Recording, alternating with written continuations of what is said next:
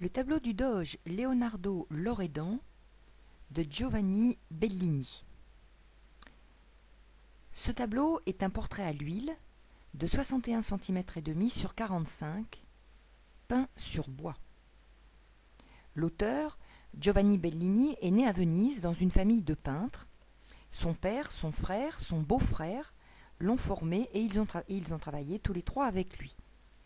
C'est son beau-frère Mantegna qui l'influence le plus, et en 1500, date du portrait du doge, il est un peintre réputé. Il dirige le plus grand atelier de la ville et il a pour élèves Giorgione et le Titien, entre autres. À la Renaissance, un genre nouveau apparaît en peinture, le portrait. Bellini y excelle et c'est ce qui explique que le doge fait appel à lui pour faire son portrait. Qui est le doge ? Tout d'abord un peu d'histoire pour comprendre ce que veut montrer l'auteur. Au XVe et au XVIe siècle, Venise est une république oligarchique, comme de nombreuses villes italiennes. Mais ces institutions sont originales.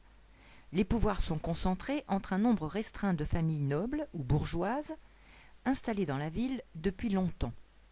Elles ne veulent surtout pas qu'un homme s'empare du pouvoir et gouverne seul. Pas question de monarchie, comme dans les autres royaumes qui entourent l'Italie. Ce sont donc les conseils et les collèges qui règnent les affaires intérieures et extérieures, et ils ont relégué le doge à un rôle de représentation. Il est élu par le Grand Conseil, il est la ville, mais il ne décide pas pour elle. Chaque doge, pendant son règne, fait réaliser un tableau officiel, en costume, qu'il place dans le palais ducal. C'est ce que doit faire Bellini. Comment le représenter ? En tenant compte de ce qui a été dit. Bellini choisit le portrait en buste, ce qui est traditionnel à l'époque et montre l'influence de l'Antiquité. Les empereurs romains étaient représentés de cette façon. Il est placé sur un fond bleu clair. Les habits sont dessinés finement et ils sont luxueux. C'est une étoffe tissée dans un motif exécuté au fil d'or, avec une rangée de gros boutons ou cloches d'or qui ferment la cape. Il est coiffé d'un bonnet de lin, le kamauro, et couronné du corneau ou la corne, qui est l'équivalent de la couronne royale.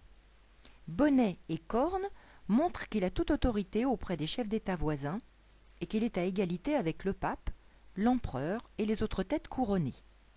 Ces insignes ont été donnés par le pape en 1177 en échange du soutien militaire de la ville.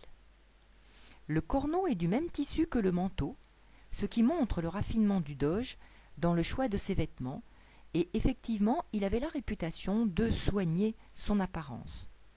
Son visage est aristocratique, il a des traits fins, le nez droit. Le côté gauche est en pleine lumière et le montre comme sévère, très froid. Le côté gauche, au contraire, est ombré et lui donne un air plus doux. Ces effets l'ombre-lumière donnent au portrait une illusion en 3 dimensions. Mais le peintre isole le doge du temps et de l'espace. Son regard est vide, absent. Le buste est comme détaché du corps, ce qui fait penser à un buste reliquaire d'un saint posé sur un rebord. L'homme s'efface donc devant la fonction. Les familles qui gouvernent sont tranquilles. Le doge représente Venise, mais ne gouverne pas.